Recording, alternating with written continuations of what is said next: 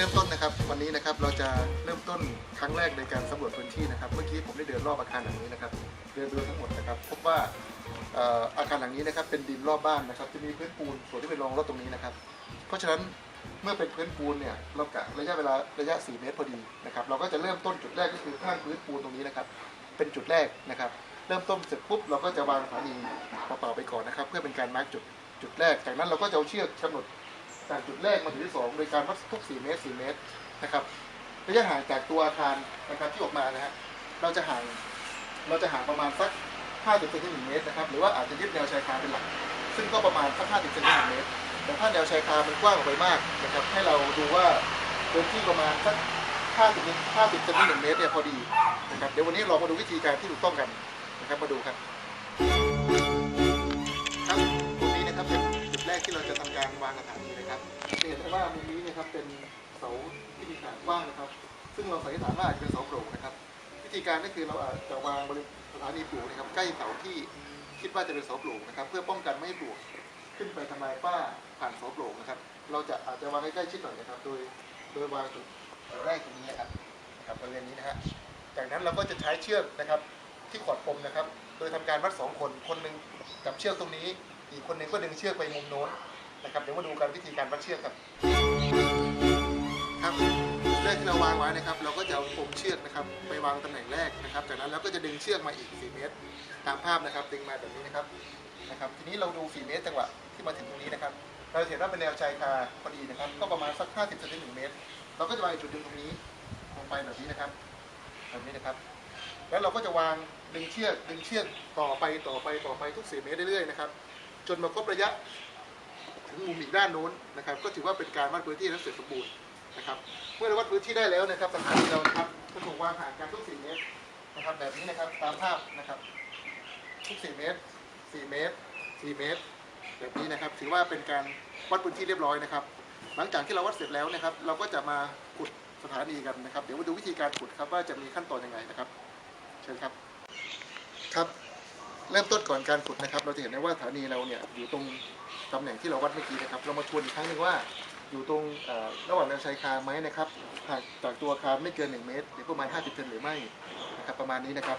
ซึ่งจากการที่ผมได้วางตำแหน่งแล้วก็มาร์คก็คือจุดที่เหมาะสมนั้นเป็นตำแหน่งที่ผมได้วางสถานีดินกราวนะครับไว้ตรงนี้เรียบร้อยแล้วนะครับเริ่มต้นการขุดนะครับเราก็จะดูตำแหน่งที่เราวางไว้นะครับย้ายสถานีออกไปนะครับเราก็จะได้ตำแหน่งที่ต้องนะครับ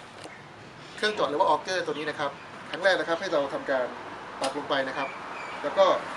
ให้หมุนซ้ายหมุนขวาดูนิดนึงนะครับลงมาดูนิดนึงนะครับแบบนี้นะครับ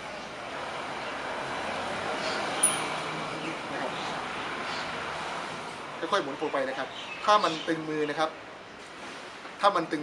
บแสดงว่าอาจจะมีเศษท่อนะครับเราอย่าเพิ่งกดแรงนะครับไม่งั้นท่อจะขาดนะครับถ้าเราหมุนแล้วก็ยกขึ้นมาดูนิดนึงนะครับแบบนี้นะครับซึ่งถ้าดูแล้วไม่มีอะไรมาขวางนะครับเราก็สามารถที่จะหมุนได้เลยครับทีนี้ครับหมุนลงไปแบบนี้นะครับแบบนี้นะครับ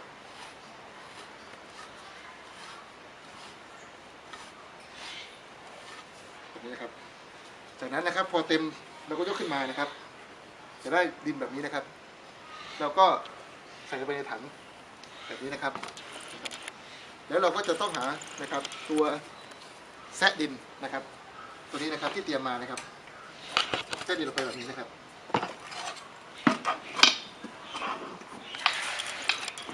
แซะดินแบบนี้นะครับ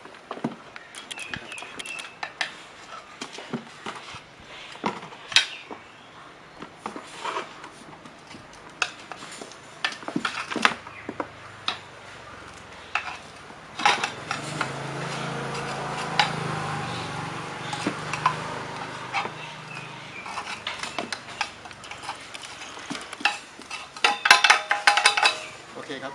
เห็นได้ว่าเหล็กแซะดินนั้นควรจะมีลักษณะที่แข็งนะครับเพราะว่าไม่งั้นเนี่ยดินเหนียวเนี่ยจะทำให้ไม้มันหักถ้าเราใช้ไม้นะครับพอได้เสร็จปุ๊บนะครับเราก็มาดูอีกทีนึงนะครับว่าความลึกนั้นได้หรือยังนะครับอาจจะดูนะครับจากการกะด้วยสายตานะครับความลึกตรงนี้นั้นเพียงพอที่จะวางสถานีได้นะครับเห็นไหมครับพอดีแบบนี้นะครับก็คือพอดีโอเคครับ ครับจะเห็นรูที่เราขุดนะครับเมื่อกี้นะครับว่าความลึกประมาณเท่าไหร่นะครับประมาณนี้นะครับต้องดูก่อนครับว่ามีเศษดินเศษหินอยู่หรือไม่นะครับซึ่งถ้ามีหินมีอะไรอยู่เนี่ยทางเข้าของปลวกที่จะเข้าไปสถานีก็เป็นเรื่องที่ยากเราก็ควรจะเอาออกนิดนึงนะครับซึ่งนี่คือมีเฉพาะดินที่ร่วนนะครับทีนี้ก่อนที่เราจะวางนะครับเรามาดูวิธีการประกอบสถานีนะครับในเบื้องต้นนะครับผู้ที่ปฏิบัติงานนะครับต้องล้างมือให้สะอาดนะครับแล้วก็สวมถุงมือผ้านะครับแล้วก็ถ้าคนที่สูบบุหรี่ต้องล้างมือให้สะอาดเลยนะครับเพราะว่าสารนิโคตินในบุหรี่จะมีผลต่อการเข้ากินของปลวกนะครับวิธีการเริ่มต้นนะครับให้เราจับสถานีนะครับแบบนี้นะครับสถานีในประสิทธิ์นั้นจะมีช่องกว้างอยู่2ด้านแบบนี้นะครับให้เราจับสถานีนะครับด้วยนิ้วโป้งและนิ้วทั้ง4ฝั่งนี้นะครับจากนั้นให้เราเอาไม้ประกบกันแบบนี้นะครับไม้ส่วนที่เป็นร่องตรงนี้นะครับให้อยู่ในพื้นที่หน้ากว้างแบบนี้นะครับตรงไปแบบนี้นะครับแบบนี้นะครับเห็นไหมครับทั้ง2ด้านนะครับแบบนี้นะครับซึ่งไม้ตัวนี้เนี่ยนะครับมาจากงานวิจัยที่บอกว่าเป็นการดึงดูดปลวกนะครับเพราะว่าปลวกคอปโตเทเมสหรือว่าปลวกที่กินบ้านเนี่ยชอบการโจมตีลักษณะไม้ที่เป็นร่องเพราะเขากินตามเสี้ยนไม้แบบนี้นะครับเพราะฉะนั้นการที่มีร่องไม้เนี่ยจะช่วยดึงดูดปลวกนะครับนี่กับไม้พวกนี้เนี่ยครับปริมาตรของไม้เหยื่อตัวนี้มีมากกว่าระบบอื่นใดๆนะครับเพราะฉะนั้นระบบไม้ตัวนี้จึงดึงดูดปลวกพอสมควรนะครับจากนั้นเนี่ยนะครับเราก็ทำการปิดฝานะครับแบบนี้นะครับแล้วก็ล็อกฝาแบบนี้นะครับแบบนี้นะครับเสร็จแล้วนะครับจะได้สถานีที่สมบูรณ์ครับจากนั้นเราก็จะวางสถานีนะครับลงไปนะครับอาจจะเน้นความสวยงามก็ให้ตัวหนังสือที่อยู่ในด้านตรงนะครับแบบนี้ก็ได้นะครับวางลงไปแบบนี้นะครับแบบนี้เสร็จปุ๊บนะครับเห็นได้ว่านะครับสถานีนั้นยังไม่แน่นนะครับเพราะว่ายังหมุนได้อยู่นะครับเราจึงจะเป็นต้องมีไม้ชิ้นนี้นะครับเพื่อที่จะมานะครับทำการที่จะกดสถานีลงไปแบบนี้นะครับแบบนี้นะครับ